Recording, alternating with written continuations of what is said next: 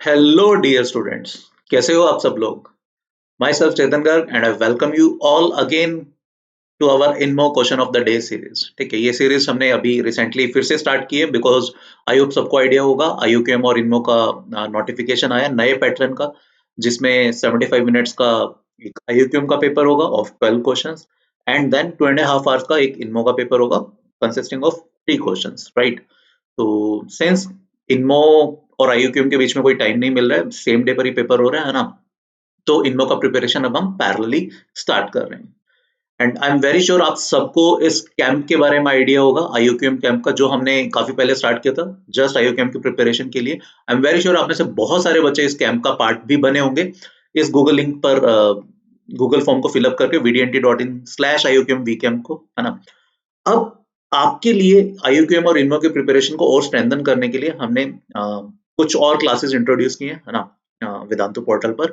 क्या वो चीज है वो मैं अभी आपके साथ शेयर करता हूँ, फिर हम इनमो क्वेश्चन ऑफ द डे देखेंगे आज का। But the most important thing भाई, ये ध्यान रखना, ऐसा नहीं है कि सब बच्चों का इनमो का पेपर चेक होगा, ठीक है। इवन इफ आप इनमो की प्रिपरेशन में बहुत अच्छे हो, बट अगर आप IUQM में बहुत अच्छा स्कोर नहीं कर रहे हो, अगर IUQM में आप अगर टॉप 10 में अपने रीजन में नहीं आ रहे हो, तो मोस्ट लाइकली आपका इनमो का पेपर चेक नहीं होगा। तो इस बार IUQM वाला पार्ट भी बहुत इंपॉर्टेंट है अटेम्प्ट करना, ठीक है। तो IUQM का जो बेसिकली 75 मिनट्स का पेपर है, उसको बहुत अच्छे से अटेम्प्ट करना है ना। तो कंप्लीट होलसम प्रिपरेशन के लिए we are there for you every day. हम हर दिन आपके साथ क्लास लगाएंगे 7 के 7 डेज वीक में till your IUQM plus INMO exam, ठीक है। एंड वीकली स्केड्यूल आपका क्या रहेगा मैं आपके साथ अभी शेयर करता हूँ।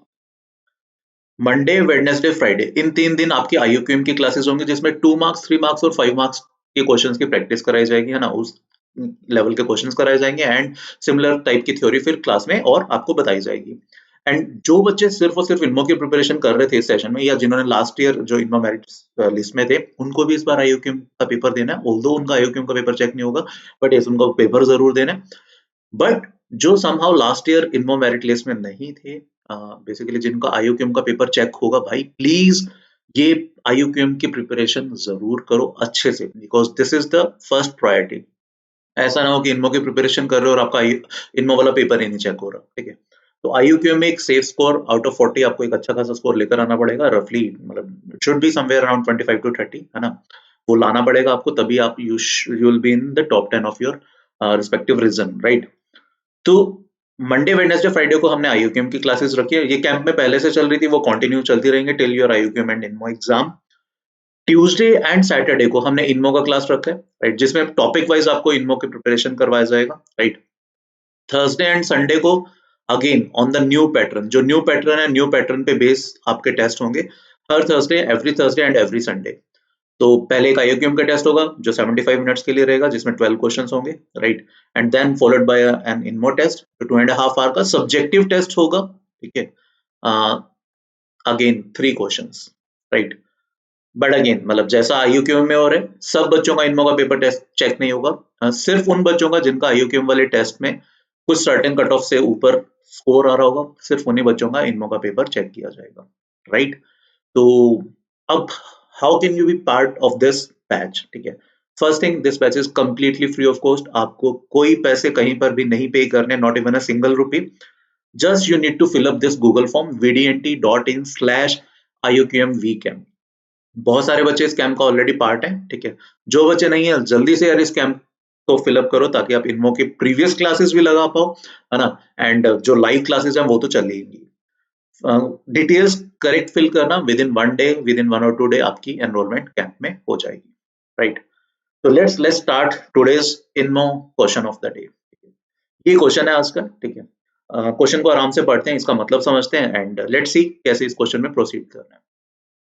बेसिकली ये कह रहे हैं Pn वेयर n का वैल्यू 3, 4, 5, 6, 7 इनमें से कुछ भी हो सकता है। This is the set of integers n पार k प्लस n पार l प्लस n पार m where k, l, m are positive integers, ठीक है। नॉट नेसेसरली डिस्टिंक्ट, ऐसा लिखा नहीं हुआ है ना। तो डिस्टिंक्ट हो भी सकते हैं, डिस्टिंक्ट नहीं भी हो सकते हैं, कोई दो भी सेम हो सकते हैं, तीनों भी सेम हो सकते हैं, तीनों अलग अलग भी हो सकते हैं। We need to find n such that the set Pn in the set Pn there are infinitely many squares, second part है in the set Pn there are no squares, ठीक है। जैसे बेसिकली P3, अगर मैं n की value 3 डालता हूँ तो P3 क्या है, क्वेश्चन का मतलब समझते हैं। P3 एक सेट बनेगा जिसमें 3 पार k प्लस 3 पार l प्लस 3 पार m, ठीक है। इसकी जितनी भी पॉसिबल वैल्यूज हैं, वेयर k l m कोई भी पॉजिटिव इंटीजर्स हो सकते हैं, ठीक है। k l m को कुछ भी डालो आप, ठीक है। तो P3 में ऑब्वियसली इनफाइनाइट एलिमेंट्स बनेंगे, ठीक है। तो हमें चेक करना है कि क्या P3 में इनफाइनाइटली मैनी स्क्वायर्स होंगे। इफ यस तो P3 हमारे फर्स्ट पार्ट का आंसर बनेगा, मतलब n की वैल्यू 3 हमारे फर्स्ट पार्ट का आंसर बनेगा। इफ नो देन n का वैल्यू 3 हमारे सेकंड पार्ट का आंसर बनेगा। सिमिलरली सेम चीज हमें P5 के लिए चेक करनी है, P4 के लिए चेक करनी है, P6 के लिए, P7 के लिए, ठीक है। तो बेसिकली पॉइंट ये है, जब n का वैल्यू 3 होगा तो ये क्या हमें इनफाइनाइटली मैनी स्क्वायर्स का सेट देगा। KLM कुछ भी हो सकते हैं, जरूरी नहीं। अब यहाँ पर है ना, बहुत बच्चे कंफ्यूज हो जाते हैं कि हर KL और M की हर एक वैल्यू के लिए, नहीं, हर एक वैल्यू के लिए नहीं कह रहे, ये कह रहे in the set Pn there are infinitely many squares, ठीक है। Pn सेट में इनफाइनाइटली मैनी स्क्वायर्स होने चाहिए, ये नहीं कह रहा कि Pn का हर एलिमेंट एक परफेक्ट स्क्वायर होना चाहिए, ठीक है। तो आई होप अभी क्वेश्चन क्लियर हो गया होगा। तो पॉइंट इज दिस, हमें बताना है कि 3 4 5 6 7 इन n की इन वैल्यूज में से कौन कौन सी वैल्यूज इस सेट को बिलोंग करेंगे एंड कौन कौन सी वैल्यूज इस सेट को सेकंड पार्ट का आंसर बनेगा, ठीक है। तो आराम से क्वेश्चन को देखते हैं। आई होप अभी क्वेश्चन सबको क्लियर हो गया होगा, ठीक है। तो लेट्स सी हम इसमें कैसे प्रोसीड कर सकते हैं। देखो, सबसे पहले तो अगर मैं ध्यान से देखूं, ये 3 टर्म्स हैं, राइट। तो 3 टर्म्स और n इक्वल्स टू 3 के लिए हमें कंसीडर भी करना था। तो केस 1 मैं लेता हूं, व्हेन n इज 3, ठीक है। तो हमारी ये चीज बन जाती है 3 power k plus 3 power l plus 3 power m, ठीक है। सोच के देखो यार, एक है ना थॉट दो। ऐसा तो हमें समझ में नहीं आ रहा कि ये कब परफेक्ट स्क्वायर बनेगा या नहीं बनेगा, बट अगर ये तीनों चीजें इक्वल होती हैं, मतलब if k is equals to l equals to m, then I can say कि ये वाली जो वैल्यू बनेगी वो बन जाएगी 3 टाइम्स 3 पावर k, जिसको मैं लिख सकता हूँ 3 टाइम्स k प्लस 1। क्या ये परफेक्ट स्क्वायर बन सकती है? यस। जब जब k प्लस 1 इवन होगा, दैट मीन्स जब जब k ऑड होगा, and this will be perfect square. तो कितनी वैल्यूज बनेगी? Infinite values. जैसे 3 power 1 plus 3 power 1 plus 3 power 1, k l और m को सेम रखे, तीनों को 1 1 1 रख दिया, ठीक है। या फिर तीनों को 3 3 3 रख दिया, या फिर तीनों को 5 5 5 रख दिया, एंड सो ऑन। तो P3 बेसिकली क्या था? P3 वाज अ सेट, ठीक है, जिसमें हर पॉसिबल वैल्यू इस चीज की थी, वेयर के एल एम कोई भी पॉजिटिव इंटीजर्स हो सकते थे, डिस्टिंक्ट भी, सेम भी। अब क्या इस सेट में इनफाइनाइटली मैनी स्क्वायर्स हैं? यस, ठीक है। मतलब ये तो हमें सीधा दिख ही रहा है, इसके अलावा डेफिनेटली और किसी पैटर्न से भी बन सकते हैं, बट हमने एक इनफाइनाइटली मैनी स्क्वायर्स का पैटर्न ढूंढ लिया। तो जो हमारा n का वैल्यू 3 है वो फर्स्ट पार्ट का आंसर होना चाहिए, ठीक है। आई होप इतना समझ में आ रहा है। तो अब हम देखते हैं कि n इक्वल टू 4 के लिए क्या होगा, n इक्वल टू 5 के लिए क्या होगा, 6 के लिए क्या होगा, 7 के लिए क्या होगा। So now let's consider the case when n is 4, ठीक है। Now we want to consider 4 power k plus 4 power l plus 4 raised to power m, है ना। हम ये चेक करना चाहते हैं whether this will give us infinitely many squares when k l m can be anything, है ना, या ये कभी भी परफेक्ट स्क्वायर नहीं हो सकता। बिकॉज देखो, हमें दो चीजें कंसिडर करनी थी, either it will have infinitely many square or it will have no squares, ठीक है। ऐसा प्रैक्टिकली इन पार्ट से ये फील नहीं हो रहा कि ऐसा कभी भी नहीं होगा कि there will be finitely many squares, ठीक है। तो या तो हमें इनफाइनाइट का पैटर्न बता दो, ठीक है। अब देखो, इसमें ना ये चीज वर्क नहीं करेगी। जैसे कुछ बच्चे सोच सकते हैं कि अच्छा, अगर हम ऐसा करते हैं 3 power 1 plus 3 power 1 plus 3 power 1, this is nothing but 9 and 9 is a perfect square. तो दैट डजंट मीन कि 3 फर्स्ट पार्ट का आंसर हो जाएगा। हमें ये भी जस्टिफाई करना पड़ेगा कि there will be infinitely such values. एक वैल्यू होने से एक वैल्यू अगर हम बता देते हैं, दैट डजंट मीन कि there will be infinitely many values. 3 के लिए हमने जस्टिफाई कर दिया था इस तरीके से, ठीक है। अब हम 4 के लिए देखते हैं, ठीक है। तो 4 power k plus 4 power l plus 4 power m, क्या ये हमें इनफाइनाइटली मैनी स्क्वायर्स देगा, या ये हमें कोई भी स्क्वायर नहीं देगा, या ये कुछ फाइनाइट स्क्वायर दे सकता है, ठीक है। बेसिकली 3 पॉसिबिलिटीज हैं। इन्फाइनेटली मैनी स्क्वायर्स देता है तो 4 फर्स्ट पार्ट का आंसर बनेगा, कोई भी स्क्वायर नहीं देता तो सेकंड पार्ट का, अगर फाइनाइटली मैनी स्क्वायर्स देता है तो ये ना तो फर्स्ट पार्ट का आंसर बनेगा 4 बेसिकली और ना ही सेकंड पार्ट का, ठीक है। तो लेट्स सी इसमें हम कैसे वर्कआउट कर सकते हैं।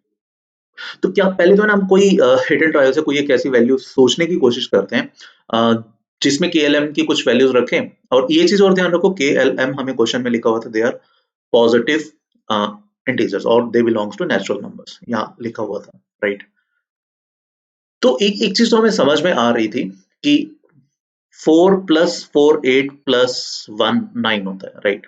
4 plus 4 1 plus 4 plus 4 is 9, but उस सिनेरियो में k हो जाता है आपका 0, l is 1 and m is 1, ठीक है। l और m ठीक है जस्टिफाई हो रहा है, but k equal to 0 justify नहीं हो पाएगा, ठीक है।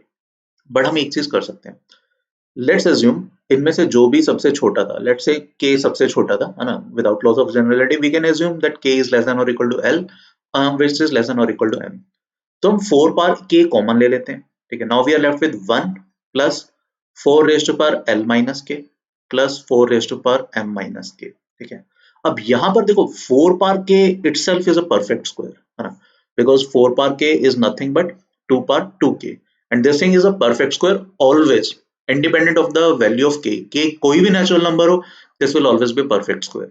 और अभी अभी हमने देखा इसको मैं एक परफेक्ट स्क्वायर बना सकता हूँ, कब, जब l माइनस के इज 1 एंड m माइनस के इज 1, तो ये वाला केस बन जाएगा ना, तो this will become 1 plus 4 times 4 power k, ठीक है।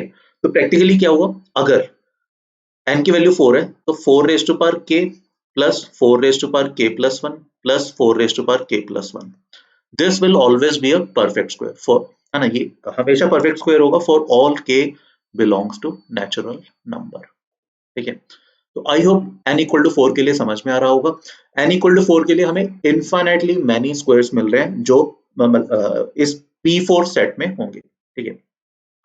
तो फर्स्ट पार्ट में 3 भी जा रहा था हमारा, P3 भी इनफाइनाइटली मैनी स्क्वायर्स मिल रहे हैं P3 में, P4 में भी मिल रहे हैं। Now let's talk about when n is equals to 5, right? So let's talk about a scenario when n is 5, that means we want to consider P5, right? तो और हम किस टाइप की वैल्यूज को कंसिडर करना चाह रहे हैं, 5 power k plus 5 power l plus 5 power m, ठीक है। अब देखो इसमें देखो एक चीज मेरे को समझ में आ रही है, 5 को आई कैन राइट 4 प्लस 1, है ना, तो 4 plus 1 raise to power k plus 4 plus 1 raise to power l plus 4 plus 1 raise to power m, है ना। अब ध्यान से देखो, जब हम इसको बायनोमियली एक्सपेंड करेंगे, ठीक है, तो आई कैन से this part is nothing but a multiple of 4 plus 1, this part is again nothing but a multiple of 4 plus 1, this part is again nothing but a multiple of 4 plus 1, ठीक है। जब बायनोमियली expand करेंगे तो यही आएगा ना, या फिर यू कैन से कॉन्ग्रुएंस से भी आप बता सकते हो, कॉन्ग्रुएंस मॉडुलो से कि 4 से divide this number will be of the form 4k plus 1, right. तो प्रैक्टिकली ये अब क्या बना, 4 का एक मल्टीपल प्लस 3, ठीक है, for any value of k, l और m, and we know any perfect square will either be of the form 4k or it will be of the form 4k plus 1, ठीक है।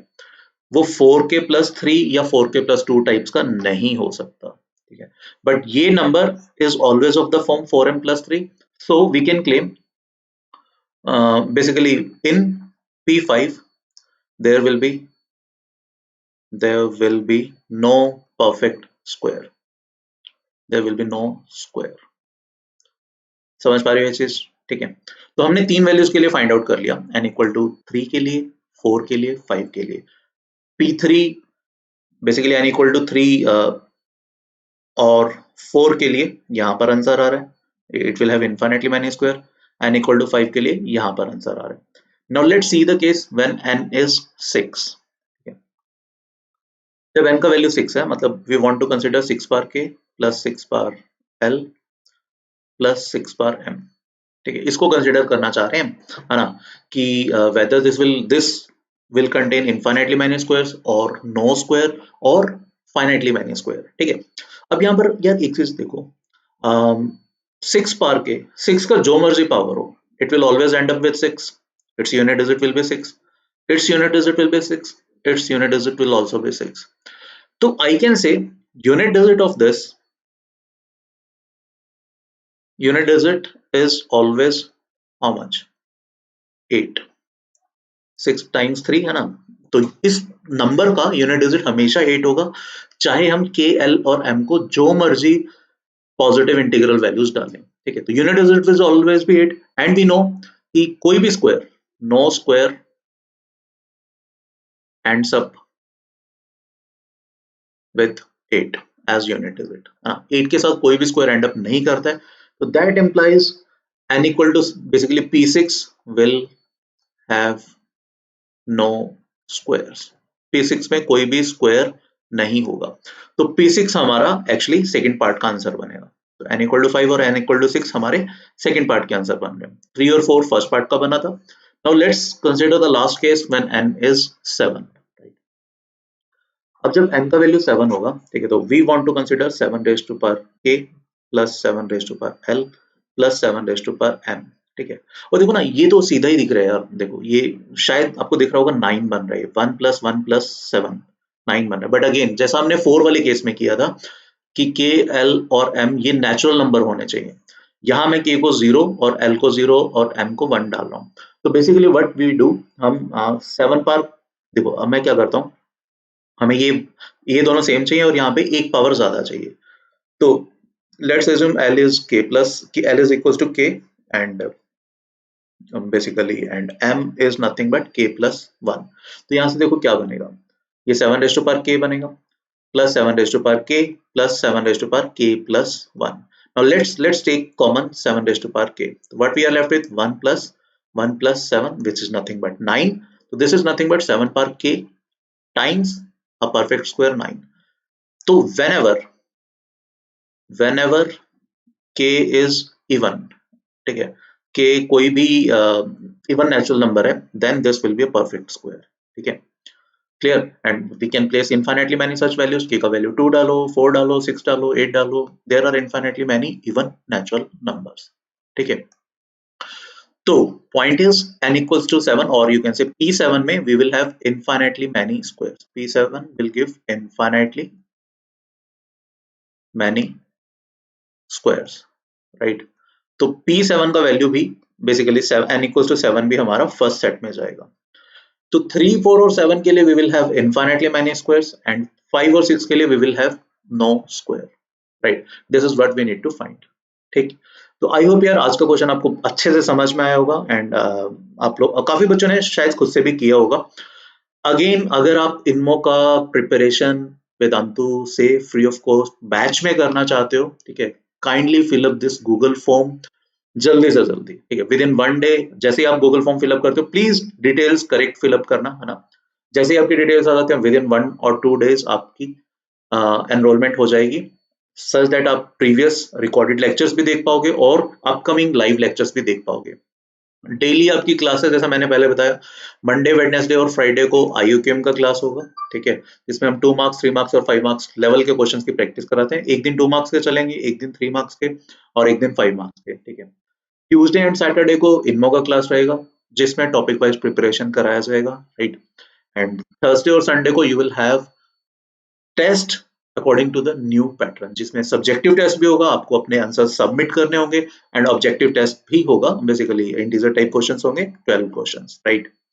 Test पूरा दिन के लिए open रहेगा, आप day में किसी भी स्लॉट पे टेस्ट दे सकते हो according to your comfortable time, right. Again this is the link जो आपको फॉलो करना है बैच में एनरोल होने के लिए, राइट।